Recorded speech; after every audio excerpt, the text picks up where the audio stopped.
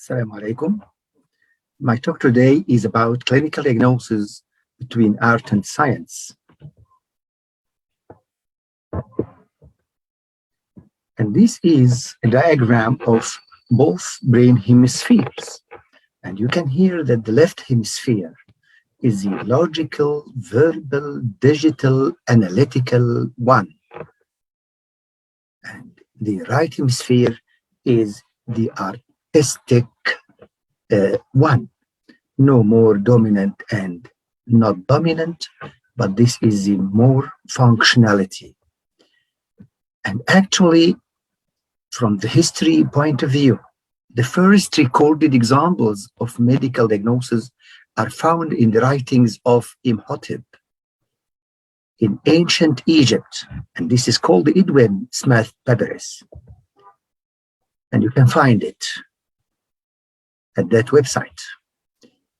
Babylonian medical textbook, the diagnostic handbook written by Isabel Khan Ablay, introduced the use of empiricism, logic, and rationality in the diagnosis of an illness or disease.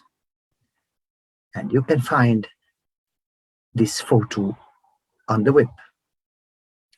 Traditional Chinese medicine, as described in the Yellow Emperor's Inner Canon of Hongdi, is specified 4 diagnostic methods: inspection, auscultation, olfaction, interrogation, and palpation.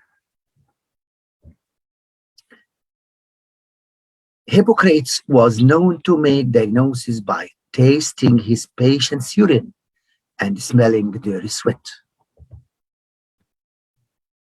We can classify the types of diagnosis into a clinical diagnosis, in which the diagnosis made on the basis of medical science and patient-reported symptoms rather than any diagnostic test.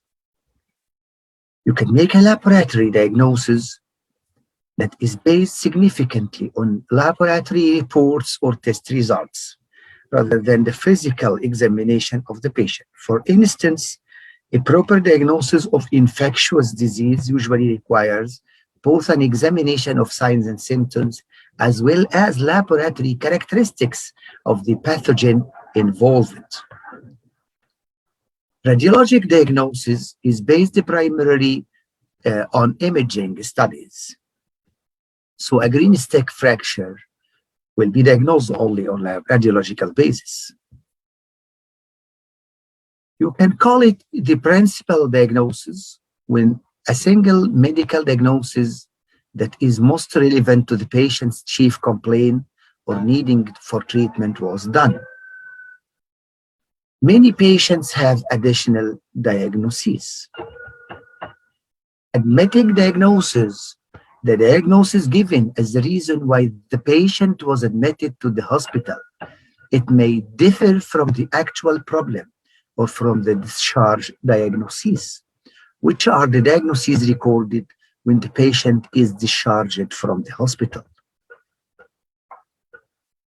Basics of clinical diagnosis, or how to reach a full diagnosis. We have 2 methods. The funnel way, in which you start broad, collecting many findings, including symptoms and signs. And you can proceed till reaching the very specific final endpoint or diagnosis. Again, another valid way of diagnosis is the tree pattern. You can catch any symptom or sign like any part of this tree, and you can move up, move sides, move down till the full picture of the tree was made. By now, you have your own full diagnosis.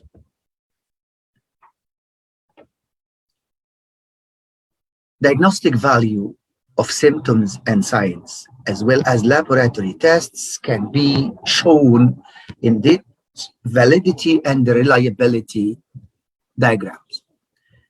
From the left, you can see here that the arrow pointed at very near points every time, but not at the center. Center is needed.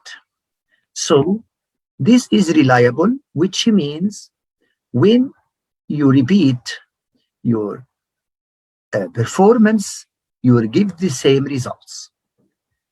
It's valid when you answer the true answer of the question.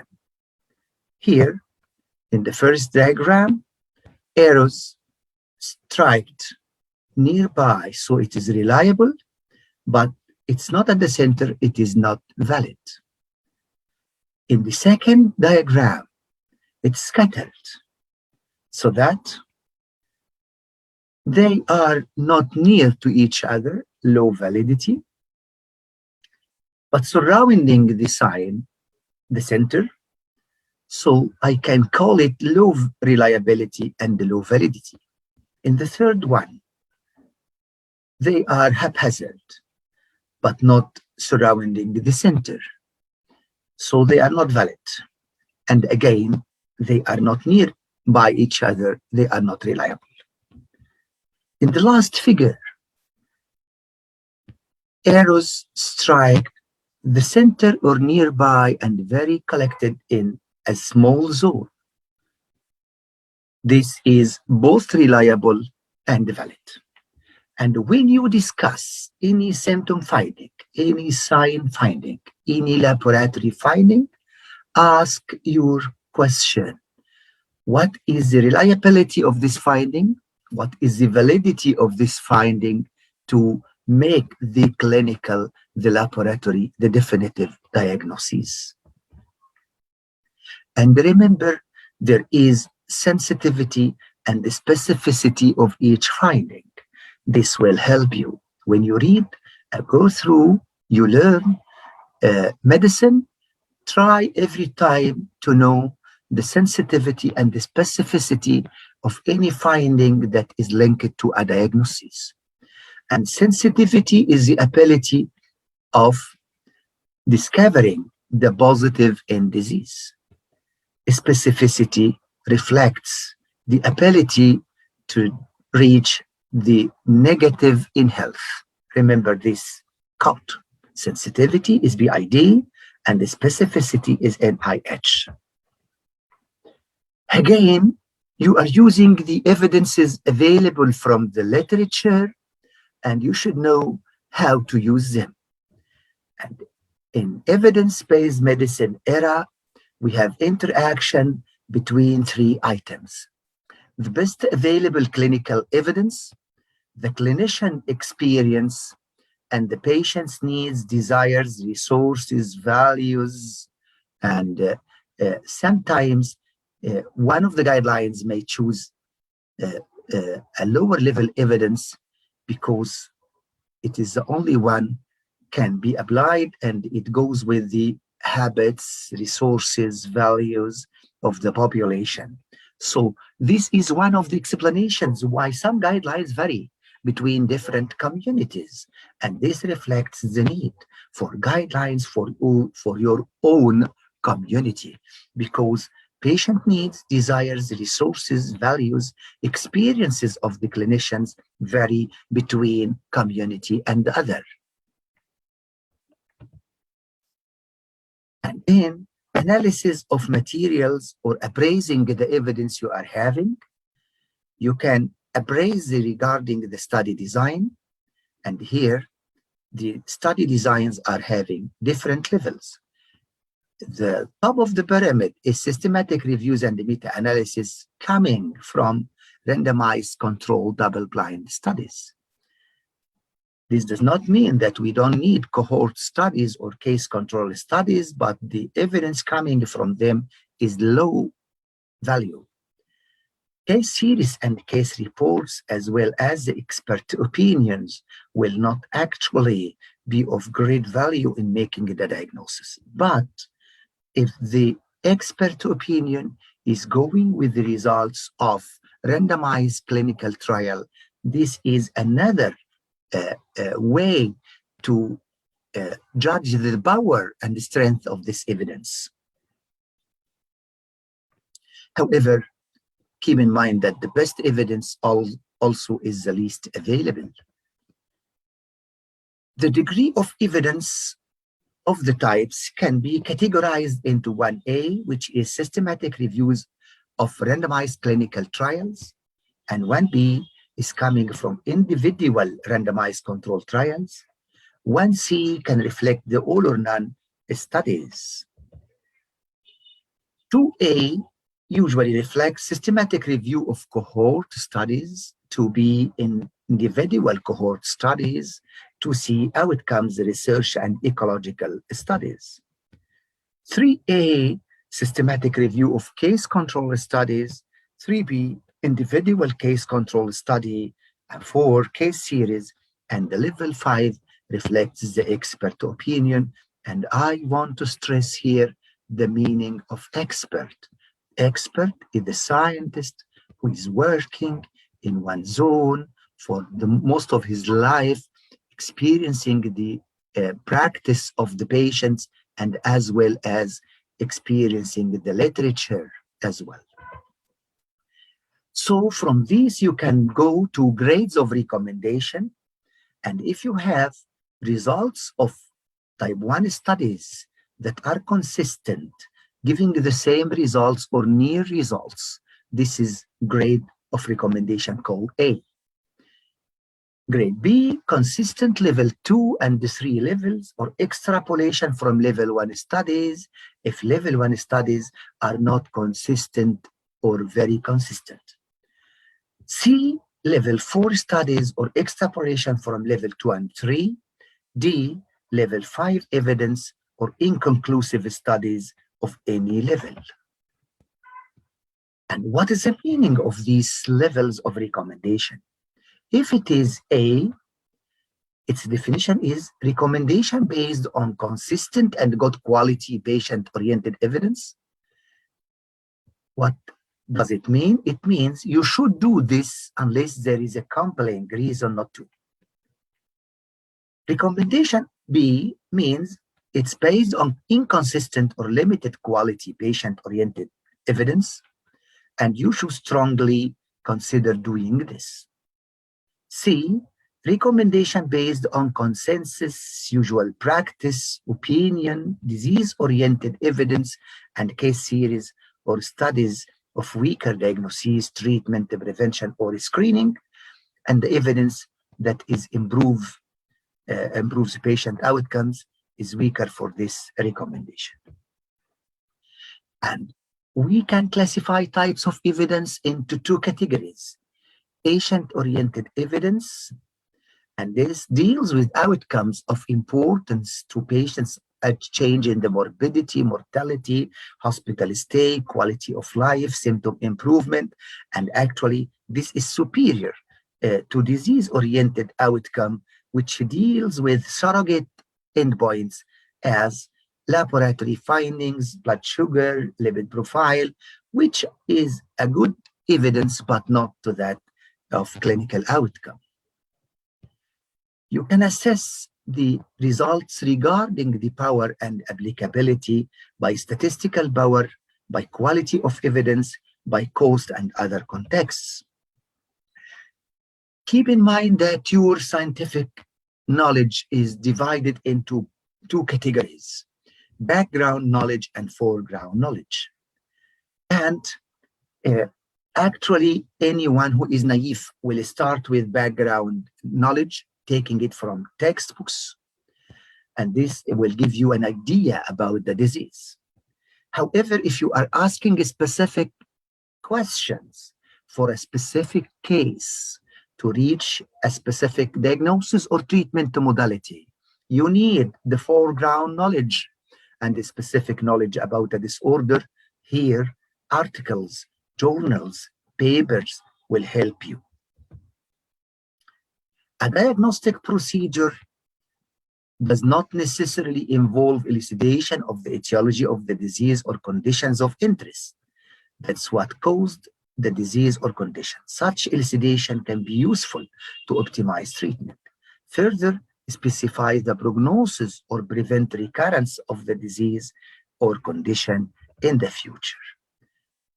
The need to do a diagnosis, detection of any deviation from what's known to be normal, a complaint expressed by the patient is usually the starting point from the patient side, asking the physician to diagnose what's happening. Then differential diagnosis will help. The method of differential diagnosis is based on finding as many candidate diseases or conditions as possible that can possibly cause the signs or symptoms, followed by a process of elimination or exclusion, or at least of rendering the entries more or less probable by further medical tests and other processing, until aiming to reach the point where only one candidate disease or condition remains as probable. The final result may also remain a list of possible conditions ranked in order of probability or severity. The resultant diagnostic opinion by this method can be regarded more or less as a diagnosis of exclusion. Even if it does not result in a single probable disease or condition, it can at least rule out any eminently life-threatening conditions. Unless the provider is certain of the condition present, further medical tests such as medical imaging are performed or scheduled in part to confirm or disprove the diagnosis, but also to document the patient's status and keep the patient's medical history up to date. If unexpected findings are made during this process, the initial hypothesis may be ruled out, and the provider must then consider other hypotheses. In a pattern recognition method, the provider uses experience to recognize a pattern of clinical characteristics. It's mainly based on certain symptoms or signs being associated with certain diseases or conditions, not necessarily involving the more cognitive processing involved in differential diagnosis. This may be primary method used in cases where diseases are obvious, or the provider's experience may enable him or her to recognize the condition quickly. Theoretically, a certain pattern of signs or symptoms can be directly associated with a certain therapy, even without a definite decision regarding what is the actual disease. But such a compromise carries a substantial risk of missing a diagnosis which actually has a different therapy. So it may be limited to cases where no diagnosis can be made. What's meant by the diagnostic criteria? The term diagnostic criteria designates the specific combination of signs, symptoms, and test results that the clinician uses to attempt to determine the correct diagnosis. Some examples of diagnostic criteria, also known as clinical case definitions, are Amsterdam criteria for hereditary non-polyposis colorectal cancer, among others. Clinical decision support systems are interactive computer programs designed to assist health professionals with decision-making tasks, a sort of artificial intelligence. And this is an example of algorithmic approach of certain condition. What are the causes that can lead to error in the diagnosis? Either the manifestation of disease are not sufficiently noticeable, and actually it needs a science and art to go through and to see what's not seen, and to smell what cannot be smelled by others, and to feel what is not there. And sometimes it needs the inner feeling of unhealth or something like that. All these are actually artistic more than scientific. For example, myself, I can smell the odor of typhoid. So how can I teach it? I don't know. A disease is omitted from consideration. You started with the differential diagnosis, missing one possibility which will prove to be the one. Too much significance is given to some aspect of the diagnosis. The condition is a rare disease with symptoms suggestive of many other conditions. The condition has a rare presentation. Examples: is it gastroenteritis or food poisoning? Acute vomiting and diarrhea, no fever. Your usual diagnosis is gastroenteritis. Usual outcome is of treatment is favorable. One will say it may be food poisoning. One will argue, no problem, management is the same. Your confusion here will not lead to a problem because you are usually treating findings rather than the diagnosis. For example, if there is dehydration, you are giving the fluids. If there is vomiting, you can consider antibiotics, but actually you don't care if it is viral or something else. Poisoning may affect the youngest.